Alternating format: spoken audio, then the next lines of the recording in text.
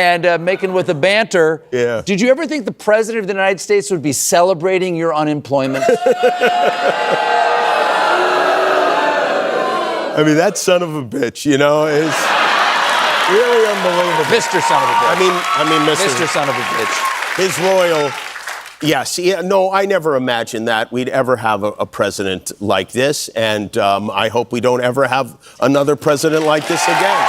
Stephen Colbert and Jimmy Kimmel had gotten under his skin, and the reaction revealed more than any monologue ever could, because confident leaders do not spend Christmas week raging about late-night hosts. The story began with Colbert at the Ed Sullivan Theater. He brought up Paramount, CBS, and the $16 million settlement paid to Trump over the lawsuit tied to a 60 Minutes interview. Colbert called it a big fat bribe, and only days later CBS announced The Late Show would end in May 2026. The network claimed the decision was financial and unrelated to politics or content. But viewers noticed the timing immediately. Paramount was trying to secure approval for its merger with Skydance.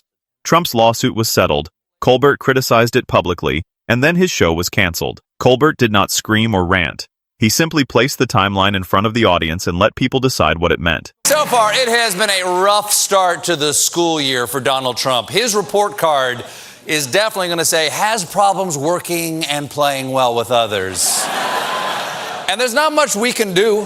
What can we do? Because the Oval Office doesn't have any corners. You can't put them in a timeout because it's open warfare between Donald Trump and the Republicans. Trump reacted exactly how critics expected. Instead of ignoring the comments, he celebrated. He mocked Colbert's ratings, mocked his talent, and openly cheered the cancellation. Suddenly, the story was no longer just about television. If this was truly a normal corporate decision, why was the president celebrating like a personal rival had been defeated? That reaction changed everything. Colbert exposed the pressure. Trump exposed the pleasure. Then Jimmy Kimmel entered the story, and the pattern became harder to ignore. Reports revealed ABC temporarily suspended Jimmy Kimmel Live.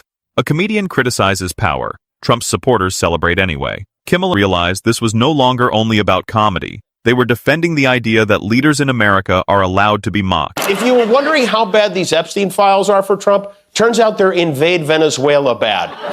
This is literally the plot of the movie Wag the Dog. The president gets caught in a sex scandal, so he attacks a smaller country to distract us, and here we are, distracted. On Saturday, Venezuelan President Nicolas Maduro and his wife were captured by Delta Force at their home in Caracas and brought to New York. Trump watched the operation unfold in real time from the bunker in his basement at Mar-a-Lago. That is not a crisis. That is democracy. Comedy has always tested power and reminded politicians they are not kings. The danger begins when powerful people start treating jokes like threats. Trump's response made late-night television feel less like entertainment and more like a courtroom. Colbert highlighted the settlement and cancellation. Kimmel highlighted the pressure surrounding broadcasters. Together, they showed a pattern many Americans found disturbing. First attack the media, then attack comedians, then celebrate when institutions back away. But normal leaders do not post angry midnight messages about television hosts. The most unsettling part was not that Trump disliked Colbert or Kimmel.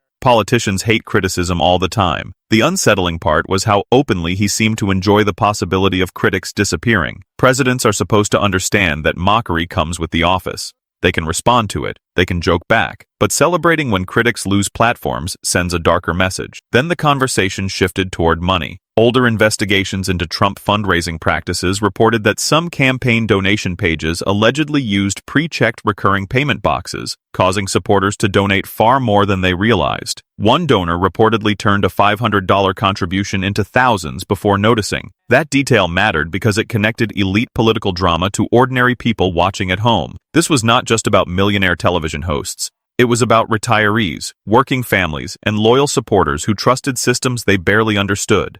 It raised questions about how fear, loyalty, and confusion can become tools for profit. That is why Colbert and Kimmel's response landed so hard. They did not try to overpower Trump with louder outrage. They slowed the story down and showed how the pieces connected. But when the same pattern keeps appearing, people begin recognizing the rhythm. Trump wanted the conversation focused on ratings and talent. Colbert and Kimmel made it about power. By the end, the comedy became something larger than comedy. A reminder that authoritarian behavior does not always begin dramatically. Sometimes it starts with critics being treated like enemies.